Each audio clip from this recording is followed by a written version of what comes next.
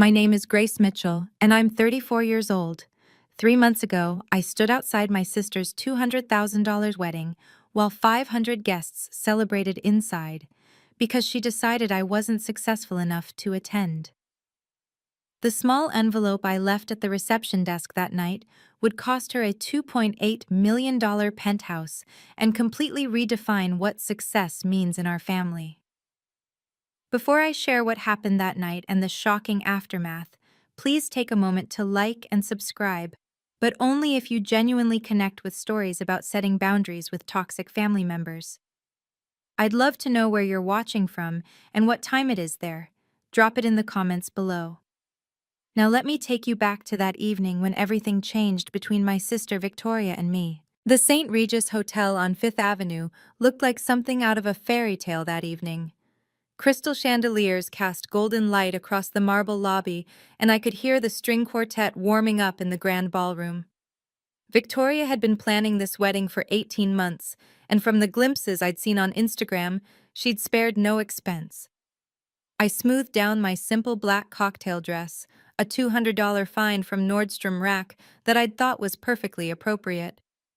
But as I watched other guests sweep past in their designer gowns and custom tuxedos, I suddenly felt underdressed. These weren't just wedding guests, they were Victoria's new world. Tech executives, venture capitalists, the kind of people whose weekend homes cost more than most people's primary residences. Name, please?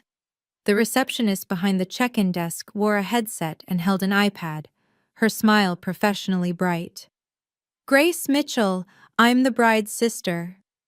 Her fingers swiped across the screen, then swiped again.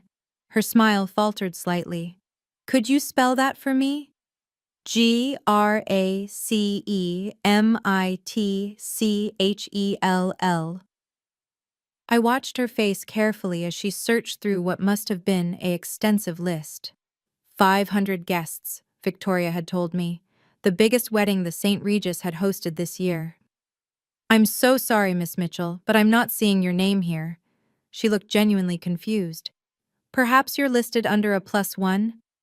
No, I RSVP'd directly, 2 months ago. I pulled out my phone, scrolling to find the confirmation email. See, April 15th, confirmed for 1. The receptionist bit her lip, clearly uncomfortable. Behind me, more guests were arriving and I could feel their impatience. Would you mind stepping aside for just a moment? Let me call the wedding coordinator. But I already knew something was wrong. Victoria was nothing if not meticulous. She didn't make mistakes with lists, especially not for an event she'd been obsessing over for a year and a half. My stomach tightened as I moved to the side, watching happy couples check in and receive their table assignments. I pulled out my phone and dialed Victoria's number. She answered on the third ring, and I could hear the excitement in her voice, the bustle of the bridal suite behind her. Grace? What is it? I'm about to walk down the aisle in 30 minutes. Victoria, I'm at the check-in desk. They can't find my name on the list. There was a pause. Not the confused pause of someone trying to solve a problem, but the deliberate pause of someone choosing their words. In the background, I heard champagne glasses clinking and her bridesmaids laughing. Oh, that. Her tone shifted, becoming cooler, more businesslike. Did you really think you'd be invited, Grace? The words hit me like ice water. What? Victoria, I'm your sister. You sent me an invitation. That was before Robert's investors confirmed. Do you understand who's here tonight? The founding partner of Sequoia Capital, 3 board members from Goldman Sachs, Robert's entire executive team. She lowered her voice, but I could still hear every cutting word. I can't have my underemployed sister mingling with these people, talking about her little real estate side hustle. It's embarrassing. Side hustle? I kept my voice steady, though my hand trembled slightly. I've been in real estate for 8 years. Playing with house showings isn't a career, Grace. Look, I need you to understand this is about Robert's future, our future. His investors need to see we run in the right circles. And frankly, a 34-year-old single woman who can barely afford her rent doesn't fit the image we're projecting tonight. I stood there for 10 seconds, maybe more, just breathing. The receptionist was pretending not to watch me. A couple in Armani evening wear brushed past, the woman's diamonds catching the light. Somewhere in that ballroom, 500 people were about to watch my sister marry a man whose success apparently meant more than 20 years of sisterhood. I understand perfectly, I finally said. Good. I knew you would. Maybe we can do lunch next month when things calm down. I hung up. My hands were surprisingly steady as I reached into my clutch and pulled out the small cream envelope I'd been carrying. Inside wasn't the $500 cash I'd planned to slip Victoria during the reception, money I'd actually scraped together despite what she thought about my finances. Instead, there was something far more valuable. Something that would have changed everything if she'd just given me 5 minutes at the microphone tonight. I walked back to the reception desk. The coordinator had arrived, looking flustered and apologetic, but I simply smiled and handed her the envelope. Please make sure Victoria gets this. It's her wedding gift. As I walked out of the St. Regis that night, I thought about all the times Victoria had dismissed my career choice. It started 8 years ago when I left my corporate accounting job to get my real estate license. "You're throwing away your degree," she'd said, fresh out of her MBA program. "Real estate is for people who can't handle real careers." Every family dinner became a comparison showcase. Victoria would arrive with stories about her latest marketing campaign, the Fortune 500 clients she was landing, the six-figure bonuses that came with her director title. Mom would beam, Dad would nod approvingly, and then all eyes would turn to me. "How's the house selling going, Grace?" Mom would ask, her tone suggesting she was inquiring about a child's lemonade stand. "It's good," I'd say simply, never mentioning the luxury properties I was starting to handle, the network I was building, the clients who trusted me with their biggest financial decisions. Why bother? In their eyes, I was playing pretend while Victoria was conquering the corporate world. Last Christmas was particularly brutal. Victoria had just gotten engaged to Robert, and she couldn't stop talking about their combined income, their 5-year plan, the investment property they were buying in the Hamptons. "You should really think about your future, Grace," she'd said, cutting into her prime rib. "You're not getting any younger, and freelance real estate isn't exactly a retirement plan." Mom had chimed in, as she always did. "Victoria's right, sweetheart. Maybe you could get a job at her company? I'm sure she could put in a word." "I'm doing fine," I'd replied, taking another sip of wine. "Fine isn't thriving," Victoria had shot back. "When Robert's company goes public next year, we'll be set for life. What's your plan? Show houses until you're 60? I'd wanted to tell them about the Blackstone opportunity that was already in motion, about the portfolio I was being considered to manage. But I'd learned long ago that defending myself to my family was like shouting into the wind. They'd already decided who I was, the underachieving older sister who couldn't keep up with Victoria's success. What they didn't know was that while Victoria was climbing the traditional corporate ladder, I'd been building something entirely different, something that was about to make their definition of success look adorably small. The second sign I'd become invisible to my family was more subtle, but somehow more painful. It wasn't just about career comparisons anymore. It was about being erased from Victoria's life milestones entirely. When Victoria got engaged last year, I found out through Instagram. Not a call, not a text, just a perfectly staged photo of her hand with a 3-carat diamond, hashtagged #he said yes. By the time I called to congratulate her, she'd already told 50 other people. "Oh, Grace, sorry it's been so crazy, you know how it is." Except I didn't know how it was. I was 34 and single, something she never let me forget. The family group chat about wedding planning started without me. I discovered it existed only when Mom accidentally texted me a screenshot meant for someone else. There was Victoria, Mom, our aunts, our female cousins, everyone except me. When I asked Mom about it, she'd fumbled with an explanation.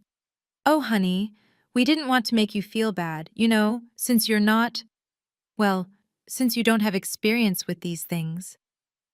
These things. Like I couldn't possibly understand flower arrangements or venue selection without a ring on my finger. Then came the bridesmaid selection.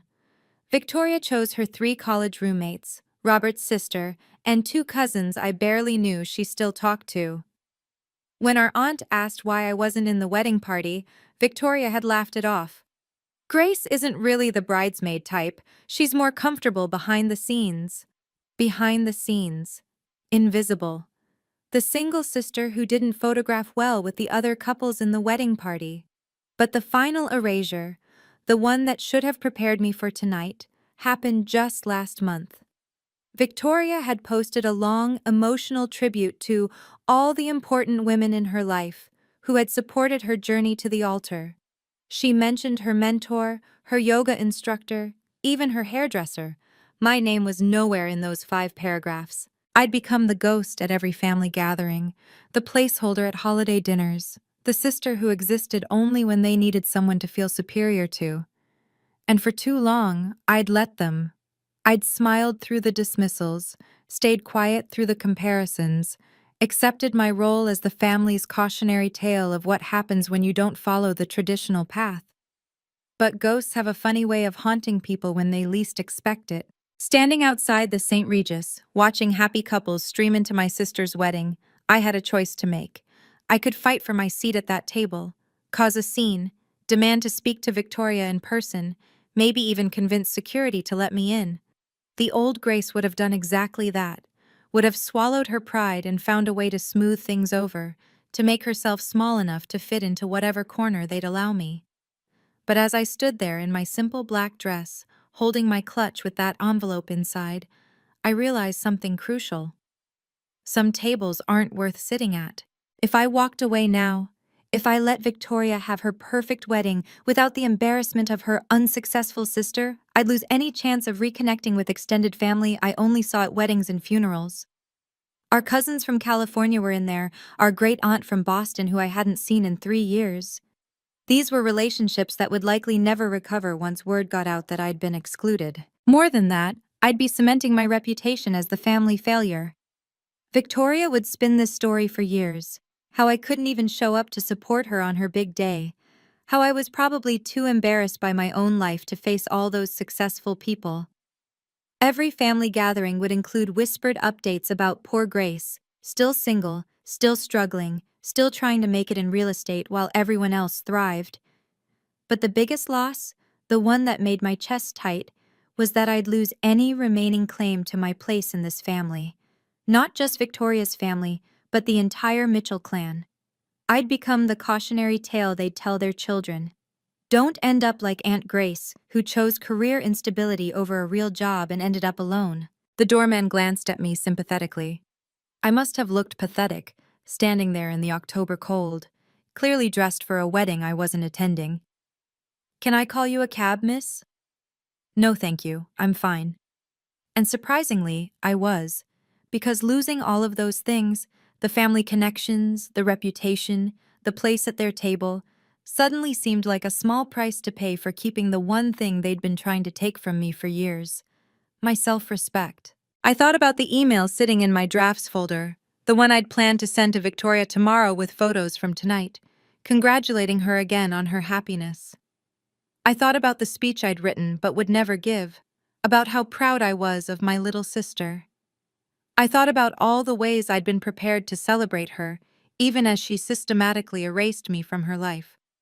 My phone buzzed. A text from Mom. "Where are you? Ceremony starting soon." I typed back. "Victoria uninvited me. I'm going home." 3 dots appeared immediately, then disappeared, then appeared again.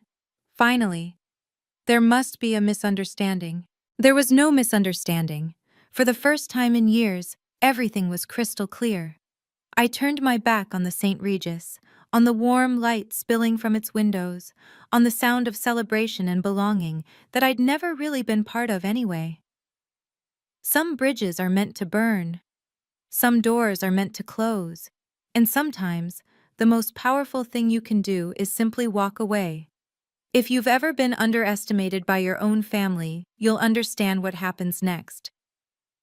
Before we continue, if this story resonates with you, please hit that like button. It really helps share these important messages about setting boundaries with toxic people, even when they're related to you. Now let me tell you what was in that envelope I left at the reception desk, and why Victoria tried to call me 47 times that night. Back at the reception desk, I pulled the cream envelope from my clutch one last time.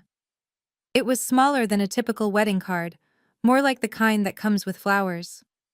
I'd been carrying it for weeks, waiting for the perfect moment during the reception to slip it to Victoria, maybe during our dance or when she was making rounds to thank guests. The receptionist watched nervously as I borrowed her pen. On the front, in my neatest handwriting, I wrote, "Wedding gift for Victoria Mitchell."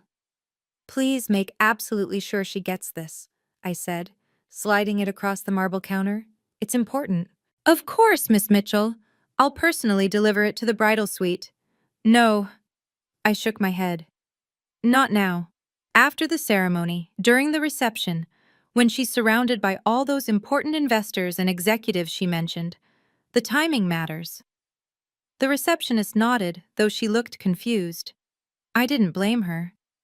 What kind of sister leaves a gift and disappears from her own sister's wedding? The kind who's about to change the game entirely. I walked through those massive doors into the October night. The city was alive around me, taxis honking, people laughing on their way to dinner. The endless energy of Manhattan on a Saturday night. Inside the St. Regis, 500 people were about to watch my sister marry into what she considered success.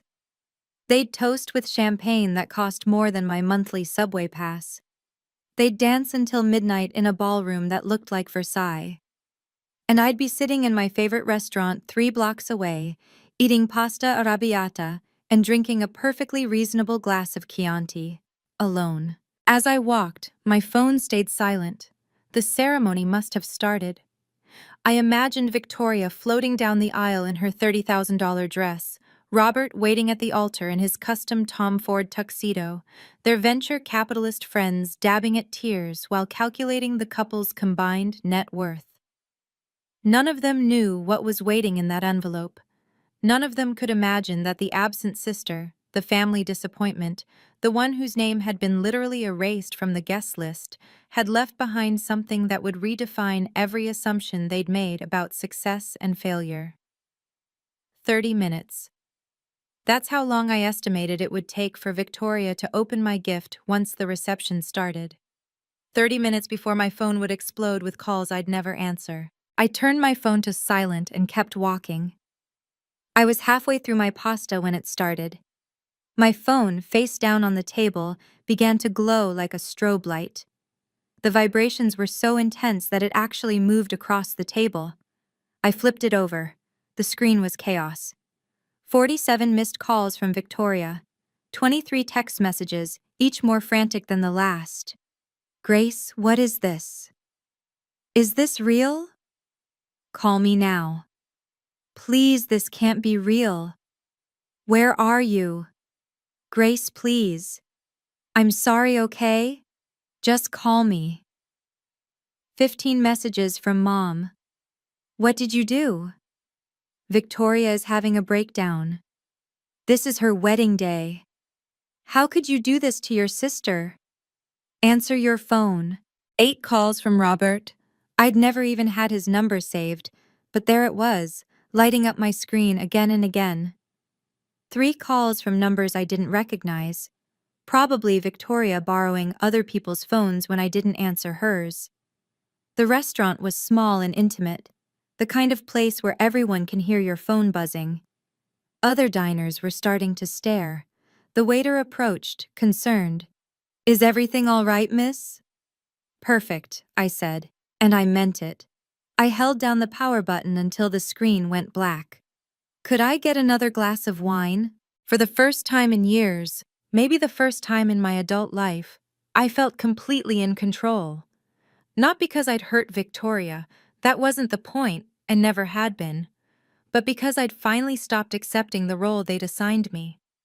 I'd stopped being the family's designated failure, the cautionary tale, the one they could always point to and say, "At least we're not Grace."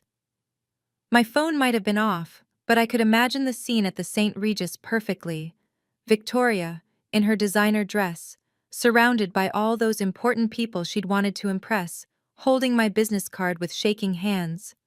The whispers starting to spread through the ballroom, the questions she couldn't answer, the assumptions crumbling.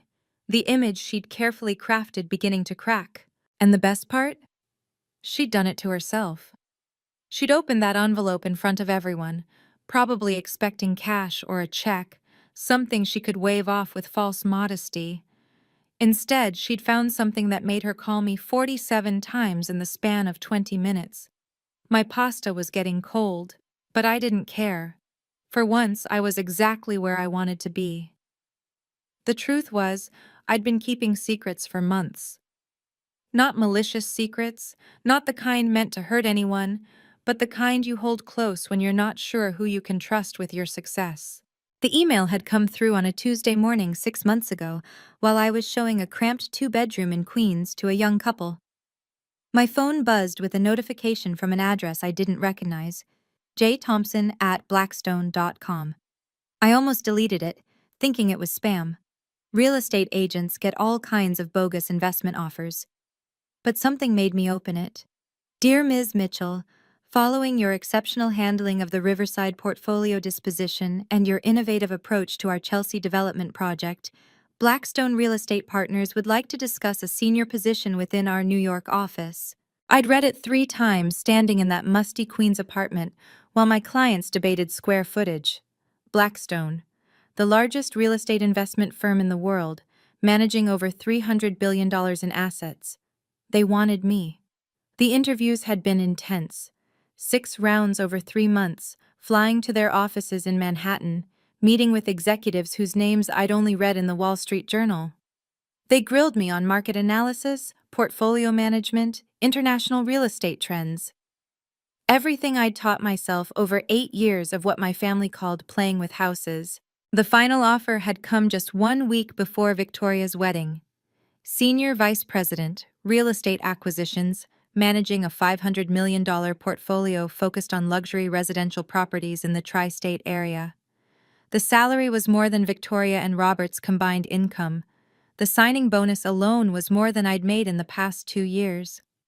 But there was something else, something that sat in my safe deposit box at Chase Bank.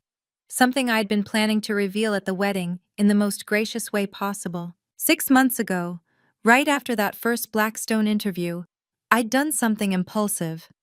There was a penthouse in the Upper East Side, a 3-bedroom with floor-to-ceiling windows overlooking Central Park. It was the exact apartment Victoria had dragged me to see 2 years ago, back when she was window shopping for her future. She'd taken photos in every room, posted them on her vision board, told everyone it was her dream home for when Robert's company went public. The owner was going through a divorce, needed a quick cash sale. With my real estate connections and the confidence that Blackstone would come through, I'd made an offer. Cash. Closed in 30 days. The key to that $2.8 million penthouse was supposed to be my wedding gift to Victoria. I'd planned to stand up during the toasts, tell everyone how proud I was of my little sister, and hand her the key in front of all those important people she wanted to impress. It would have been perfect. The underestimated sister giving the ultimate gift, proving that success comes in many forms. But that key was still in my safe deposit box. And after tonight, it was going to stay there. Or rather, it was going to find a much better home. I already had the donation papers drawn up for the Women's Shelter of New York. They could sell it or use it for transitional housing. Either way, it would actually help people who deserved it. Victoria would find out about the penthouse eventually. She'd probably even recognize the address when she saw it in the donation announcement. But by then, it would be too late. Some gifts, once refused, can't be taken back. By Sunday morning, the voicemails had evolved from angry to desperate. I finally turned my phone back on to find 127 missed calls and a voicemail box so full it had stopped accepting new messages. Victoria's voice in the first message was shrill, disbelieving. "Grace, what kind of joke is this? Blackstone? Please call me back and explain." By the 10th message, she was crying. "I Googled it, Grace. Oh my God, I Googled it. Senior Vice President? Is this real? Please, please call me. I'm so sorry about yesterday. I didn't mean it." Robert's message was more measured but equally shocked. Grace, Victoria's having a complete meltdown. Half our investors are asking about you. Apparently, 3 of them know you professionally. Please call us back. But it was Mom's final voicemail that really captured the family's panic. Grace Elizabeth Mitchell, you answer this phone right now. How could you hide this from us? From your own family? Victoria says you're some kind of executive at Blackstone? That you manage hundreds of millions of dollars? This can't be true. You sell houses. You can barely pay your rent. What is going on? Barely pay my rent. Even now, even with the evidence literally in Victoria's hands, they couldn't quite believe it. The business card I'd left in that envelope was elegant in its simplicity. Grace Mitchell, Senior Vice President, Real Estate Acquisitions. Blackstone Real Estate Partners, 345 Park Avenue, New York, NY. On the back, in my handwriting, I was going to announce this at your reception and give you the keys to the Riverside penthouse, the one you loved. But it seems successful people don't belong at your wedding. Congratulations on your marriage. The penthouse will be donated to charity in your name. According to the text from my cousin Sarah, the only family member who'd reached out with congratulations rather than demands, Victoria had opened the envelope during the reception's cocktail hour, surrounded by at least 50 guests. She'd laughed at first, thinking it was a prank. Then someone had pulled up Blackstone's website on their phone, found the leadership page that had been updated just 3 days ago with my photo and bio. The reception had essentially stopped. 3 of Robert's investors had immediately recognized my name. I'd been managing their personal real estate portfolios for the past year, though they'd known me only through email and phone calls. The founding partner of Sequoia Capital, the one Victoria had been so desperate to impress, he'd tried to poach me for his private family office just last month. Every assumption, every dismissive comment, every moment they'd treated me as the family failure, it all came crashing down in front of the exact audience Victoria had been trying to impress. The Google searches must have been frantic. I could picture Victoria, still in her wedding dress, huddled with Robert and her bridesmaids around someone's iPhone, typing my name into search bar after search bar. The first result would have been Blackstone's official announcement from 3 days ago.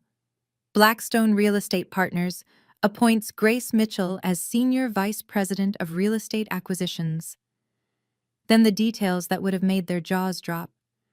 Mitchell will oversee a $500 million portfolio of luxury residential properties across the New York metropolitan area. She brings 8 years of experience in high-end real estate transactions, including the record-breaking Riverside portfolio disposition that generated a 47% return for investors. The Wall Street Journal mentioned from last month, before my official appointment.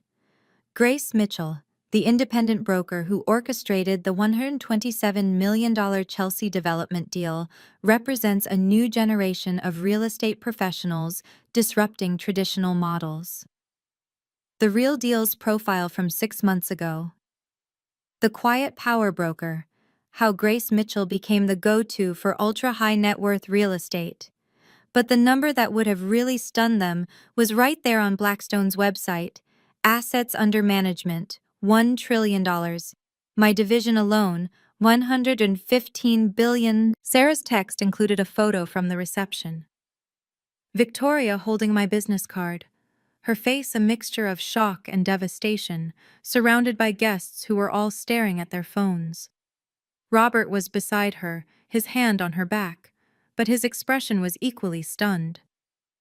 In the background, I could see some of his investors huddled together, clearly discussing this revelation. Everyone's asking where you are, Sarah had written. 3 of Robert's investors want your contact info. They said they've been trying to get a meeting with you for months.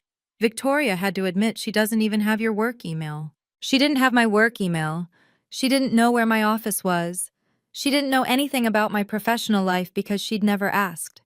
For years, every conversation had been about her achievements, her milestones, her success. The moment I'd try to share anything about my work, she'd wave it off. Oh, you're still doing the house thing? The house thing. That's what she'd called the career that had just made me one of the youngest SVPs in Blackstone's history. My phone buzzed with another text from Sarah. Victoria just announced she needs to leave her own reception early. She looks sick. Your mom is telling everyone you must have made a mistake on the business card. A mistake. Because even with all the evidence, they still couldn't quite accept that the family failure had become more successful than any of them. Victoria spent her entire wedding reception trying to reach me instead of enjoying her big day. But the real shock came 3 days later when she discovered what I'd done with her dream penthouse. If you're finding value in this story about setting boundaries with toxic family members, please subscribe and hit the bell icon so you don't miss similar stories. Also, I'd love to hear from you. Have you ever had to cut off a family member who didn't value you? Share your experience in the comments below. Now let me tell you about the emergency family meeting that changed everything. 3 days after the wedding, my phone rang with a call from Dad. Not Victoria, not Mom, but Dad, who usually stayed out of family drama. Grace, we need you at the house. Family meeting. Tonight at 7.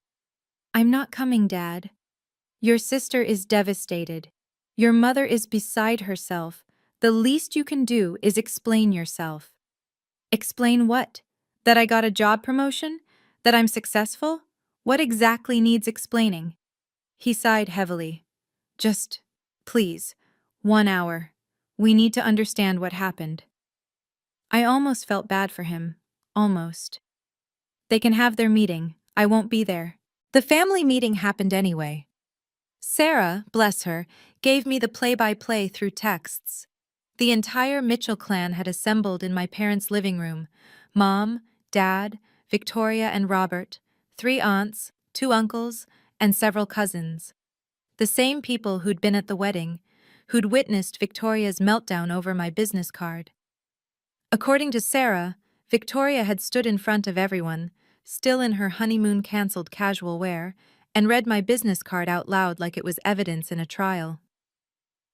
Grace Mitchell, Senior Vice President, Real Estate Acquisitions, Blackstone Real Estate Partners. Her voice had cracked on the word senior. Then came the questions from the relatives. How long has she been working there? Why didn't anyone know? Is this why she wasn't at the wedding? Wait, Victoria, you uninvited your own sister? That last question had come from Aunt Patricia, Mom's sister, who'd driven down from Boston specifically for the wedding. The room had gone silent. Victoria had tried to explain, justify, minimize. She wasn't uninvited, exactly.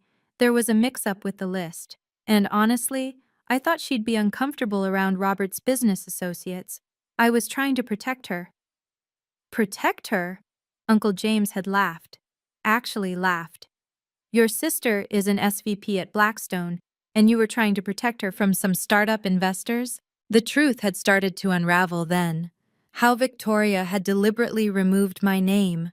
How she'd called me an embarrassment. How she'd said I didn't belong with successful people. Robert had tried to salvage the situation. We didn't know about her position. If we had known— You would have invited her? Aunt Patricia had interrupted. You only want Grace around if she's successful enough? What kind of family operates like that? Mom had attempted damage control. Grace should have told us about her job. We're her family. Why would she hide this? Sarah had spoken up then. Maybe because you've spent 8 years telling her she was a failure? Just a thought. The meeting had devolved from there. Relatives taking sides, Victoria crying, Robert making excuses, Mom insisting this was all a misunderstanding. And everyone, asking the same question. Where was Grace? I was at my apartment, reviewing contracts for a new acquisition, living my life exactly as I had been for months, successfully, quietly, and without their approval. The penthouse revelation came the next morning when Victoria did what she should have done months ago. She actually paid attention to my life. Sarah told me Victoria had spent hours going through my social media, looking for clues she'd missed. She found the photo I'd posted 6 months ago, standing in front of a building on the Upper East Side with the caption, "Big moves coming." Victoria had liked it at the time without even reading it, probably scrolling through while half paying attention. But now she recognized the building. It was the same one where she'd dragged me 2 years ago to look at her dream home, a 3-bedroom penthouse with Central Park views that she'd talked about incessantly. She'd even made it the wallpaper on her laptop. "That's the Riverside building," she'd apparently whispered to Robert. "That's my penthouse." My penthouse. She still called it hers even though she'd never made an offer, never had the money, never did anything but dream and post photos. But in her mind, she'd claimed it.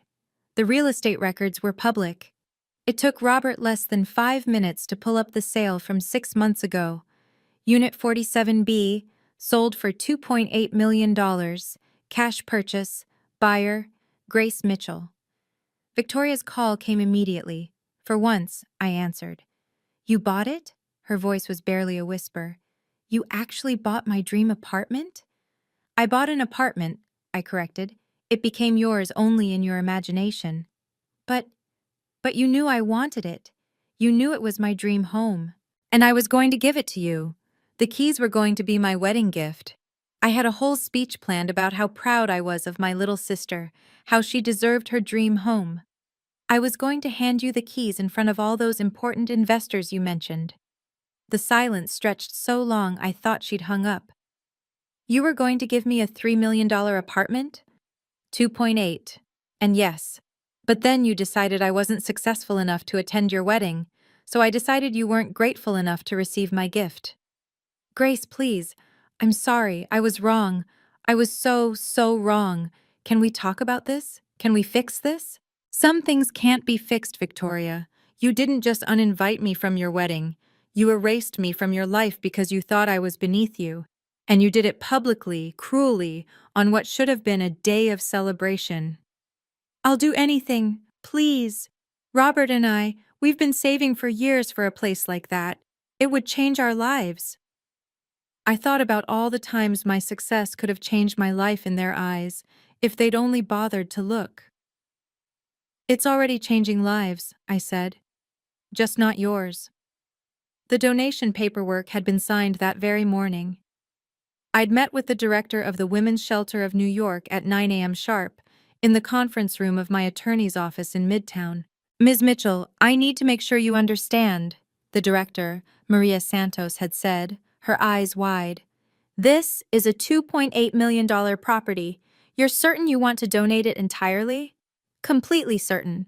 I want it to house women who are starting over, who've been told they're not enough, who need a chance to prove everyone wrong."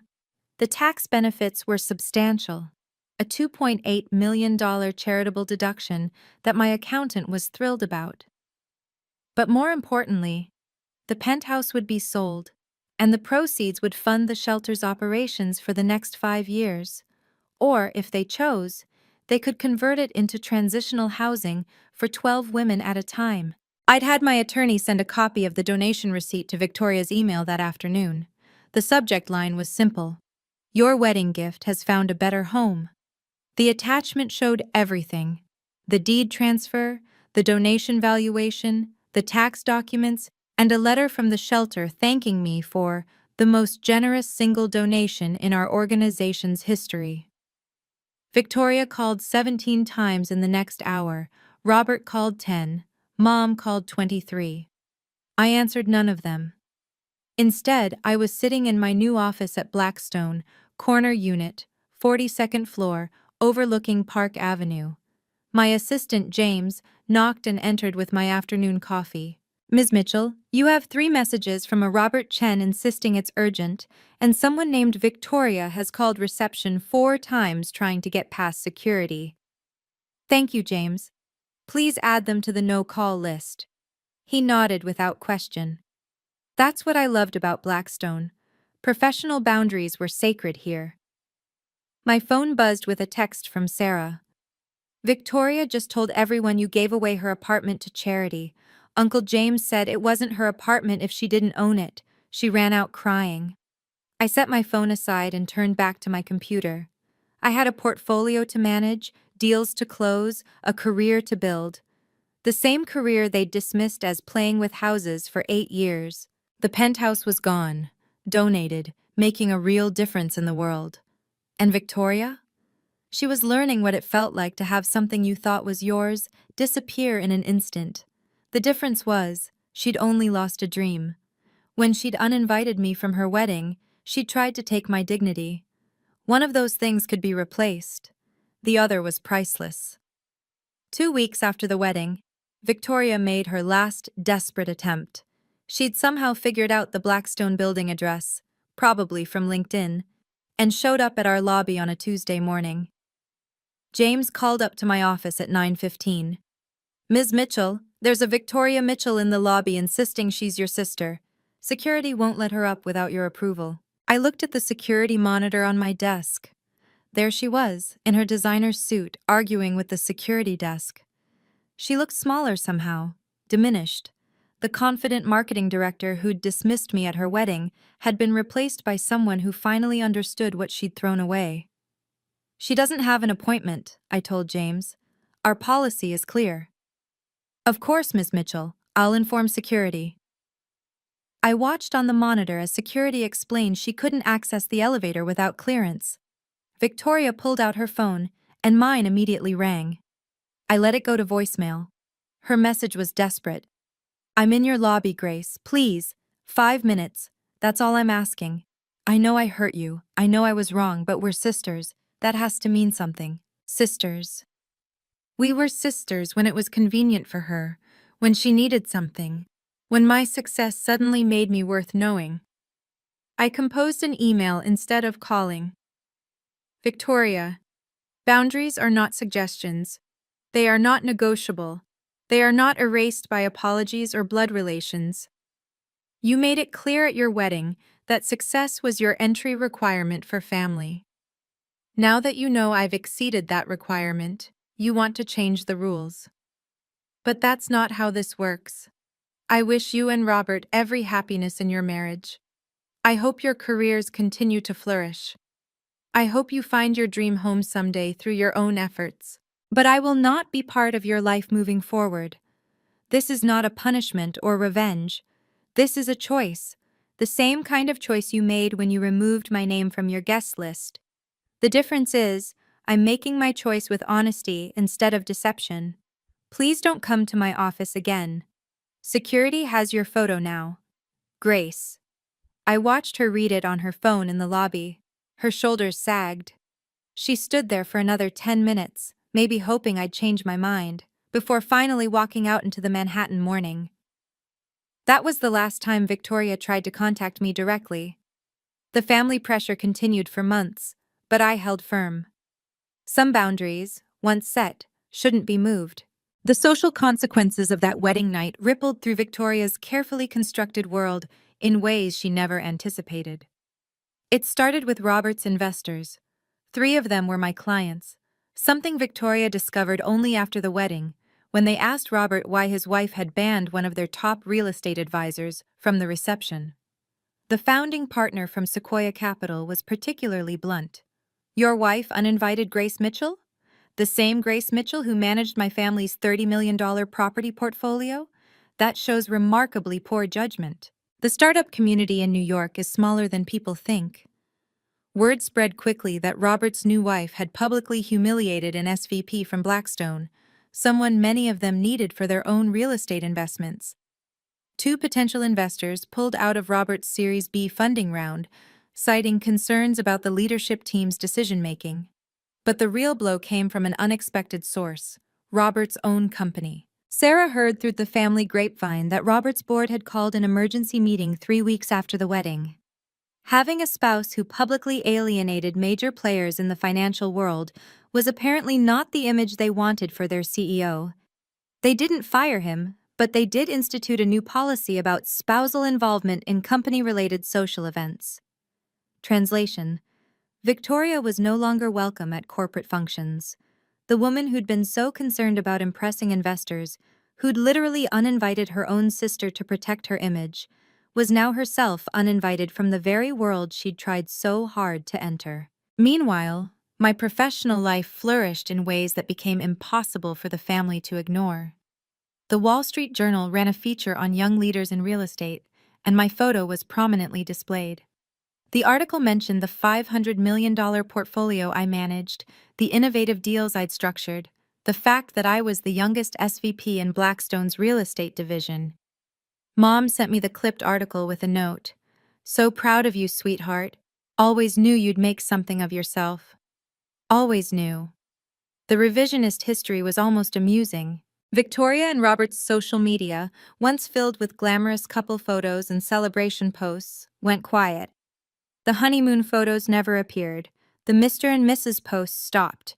Sarah mentioned that Victoria had taken a mental health break from work, which in corporate speak meant she was too humiliated to show her face at the office. The golden couple who'd had everything, the fancy wedding, the important connections, the perfect image, had lost it all in a single night. And all because Victoria couldn't see value in people beyond their job titles. 6 months passed. The family attempts at reconciliation evolved from desperate to resigned.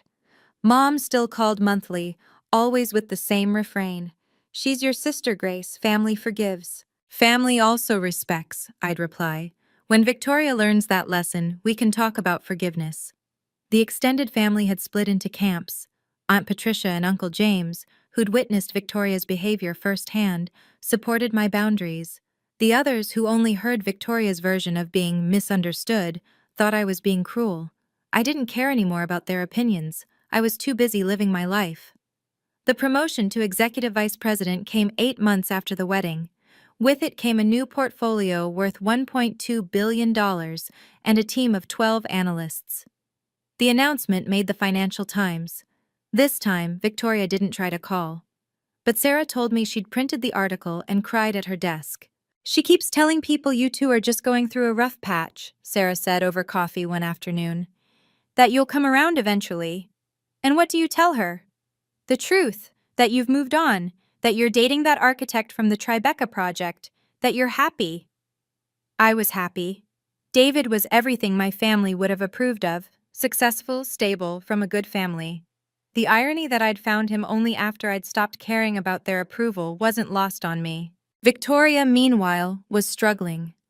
The woman who'd built her identity on being the successful sister was now known as the one who'd humiliated herself at her own wedding. Robert's company had gone through layoffs, and while he'd kept his position, the stress was showing. Their Instagram perfect life had crumbled into something far more ordinary than she'd ever imagined. She still texted me every few weeks. I never responded, but I read them. I think about that night every day. I'm in therapy now, learning about toxic family patterns. I was wrong about everything. I miss my sister. That last one almost got to me. Almost. But then I remembered standing outside the St. Regis, being told I wasn't enough. I remembered 8 years of dismissive comments, of being treated like a failure, of having my career mocked as playing with houses. Some bridges, once burned, light the way forward. The light from that fire had illuminated a path to a life where I was valued, respected, and seen for who I really was. And that life didn't include Victoria. Today, it's been exactly 1 year since Victoria's wedding. I'm sitting in my new office, executive vice president now, corner suite on the 53rd floor, a view that stretches from Central Park to the Hudson River. The nameplate on my door still feels surreal sometimes. My assistant knocks. "Ms. Mitchell, your 3 o'clock is here. Send them in, James." The door opens, and Maria Santos walks in, the director of the women's shelter. She's beaming. "Grace, I had to tell you in person. The Riverside penthouse sale closed yesterday, $3.2 million. The market went up since your donation. That money will keep our doors open for the next 7 years and fund our new job training program."